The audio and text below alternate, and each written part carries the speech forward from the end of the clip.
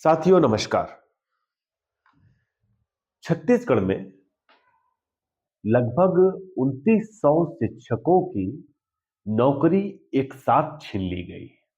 यह दास्तान, यह खबर आप तक जरूर पहुंची होगी। सुप्रीम कोर्ट के एक आदेश के बाद बीएड की डिग्री रखने वाले यह सारे शिक्षक एक साथ बर्खास्त कर दिए गए। शिक्षकों की नियुक्ति 2023 में तब हुई थी जब छत्तीसगढ़ में कांग्रेस की सरकार थी। लगभग 14-15 महीने तक काम करने के बाद तनख्वाह लेने के बाद इनकी सेवा केवल इसलिए समाप्त कर दी गई क्योंकि कोर्ट ने यह माना कि इनकी जो डिग्री है बैचलर ऑफ एजुकेशन की, वह सहायक शिक्षकों के लिए योग्य नहीं है। कोर्ट का कहना था कि इनकी जगह जिन्होंने डिप्लोमा किया है उनकी नियुक्ति की जाए, वो ज्यादा योग्य है। एक लॉजिक की बात भी आती है कि बैचलर की डिग्री प्राप्त करने वाला ज्यादा योग्य है कि डिप्लोमा की डिग्री प्राप्त करने वाला ज्यादा योग्य है। और जो ये निर्धारण हुआ था कि सहायक शिक्षकों के लिए योग्यता बीएड की होगी, जैसा कि मैंने पहले के वीडियोस में भी बताया, यह national council for teachers education ने निर्धारित किया था। ऐसा नहीं था कि यह गवर्नमेंट ऑफ छत्तीसगढ़ ने निर्धारित किया था। खैर, इन सारे शिक्षकों को 3000 शिक्षकों की बर्खास्तगी के बाद उनके परिवार में लगातार शोक का माहौल है। इनमें से ढेर सारे शिक्षक ऐसे थे, आदिवासी थे, महिलाएं थी, जिनकी उम्र की समय सीमा खत्म हो रही है। जय जोहार संगवारी हो और छत्तीसगढ़ महातारी की जय।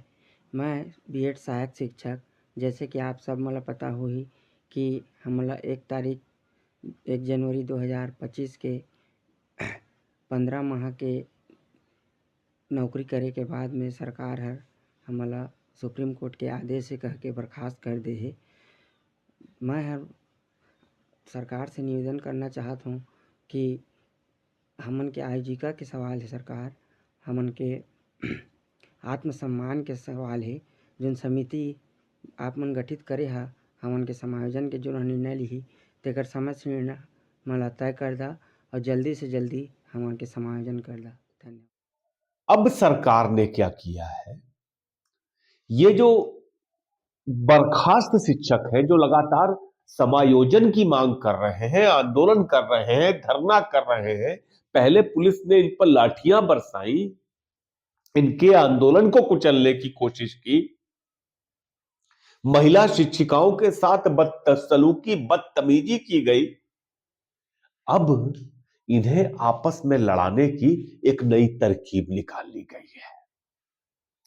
हुआ ये कि हाई कोर्ट में कुछ बीएड के शिक्षक चले गए जिनको बर्खास्त किया गया था। चूंकि सरकार ने कहा था कि इन पदों को, इन 2903,000 पदों को अब डीएड से भरा जाए, डीएड योग्यता प्राप्त शिक्षकों से भरा जाए, डीएड योग्यता प्राप्त अभ्यर्थियों से भरा जाए। तो कोर्ट के इस आदेश के बाद काउंसलिंग की नई अधिसूचना निकाल दी गई। 5 फरवरी से काउंसलिंग शुरू थी। कुछ बीएड योग्यताधारी पहुंच गए कोर्ट, कहे कि हम लोगों ने बीएड भी कर रखा है, डिप्लोमा भी कर रखा है, तो हमको भी काउंसलिंग में शामिल होने की इजाजत दी जाए। हम लोगों ने पहले ये डिग्री नहीं लगाई थी, हम लोगों को लगा कि हम लोग बीएड किए हैं, ज्यादा बड़ी डिग्री हमारे पास हासिल है। कोर्ट ने कहा ठीक है, आप भी काउंसलिंग में शामिल हो जाइए। अब वो लोग काउंसलिंग में शामिल होंगे और डेट आगे बढ़ा दी गई। लेकिन यह सोचने की बात है कि जिसने डिग्री ले ली हो वह डिप्लोमा के बारे में क्यों सोचेगा, लेकिन जिन्होंने डिप्लोमा किया है वो डिग्री के बारे में जरूर सोच सकते हैं। तो हुआ ये कि इस पूरे मामले में जो 2903,000 शिक्षक थे, उनमें से कुछ शिक्षक छट गए, अलग हो गए। अब वो काउंसलिंग में शामिल होंगे। लेकिन यह मामला 50-100 शिक्षकों का नहीं है, ये जो समायोजन की मांग कर रहे हैं, जो ये कह रहे हैं बार बार सरकार से कि आप हमें कहीं समायोजित कर लीजिए, किसी दूसरे विभाग में कर लीजिए, सरकार कमेटी बनाकर चुपचाप बैठी हुई है। सरकार बैठी हुई है, दुख केवल इसका नहीं है, तमाम दुख ऐसे हैं,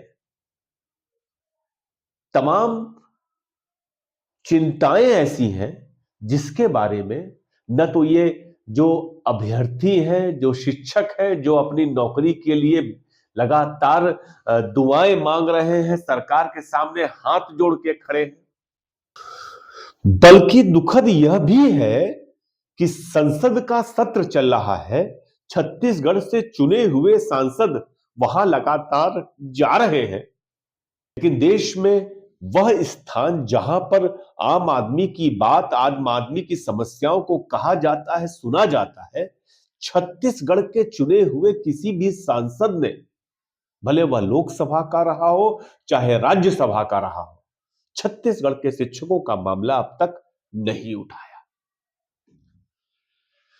जबकि मैं ये सूचना भी दे दूं शिक्षकों को कि मेरी बात लगातार सांसदों से हो रही है।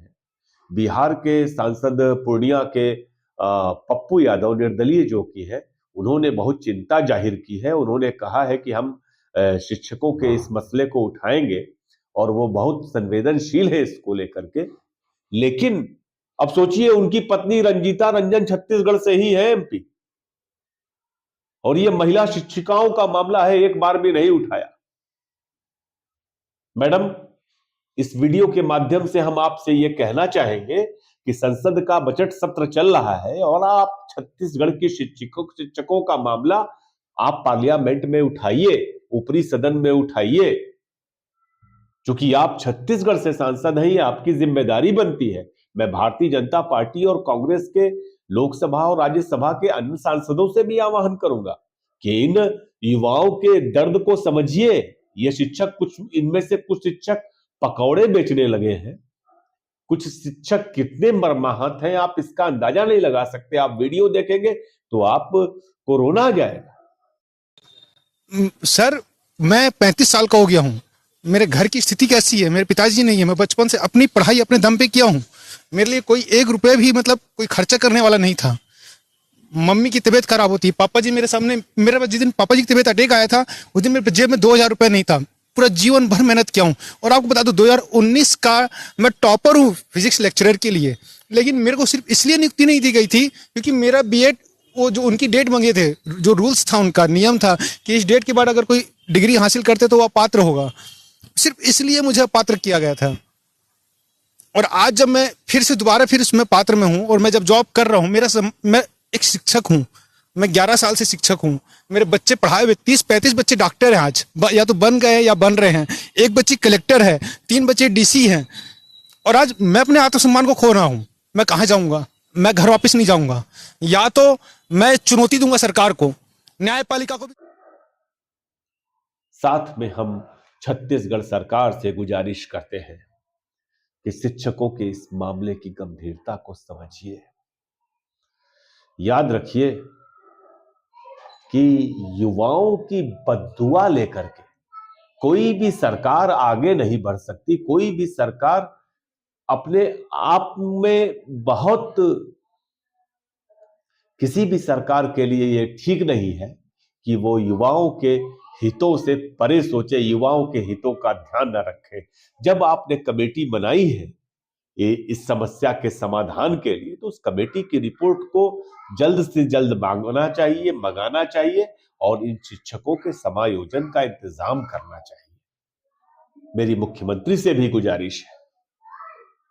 फिर मिलते हैं। धन्यवाद।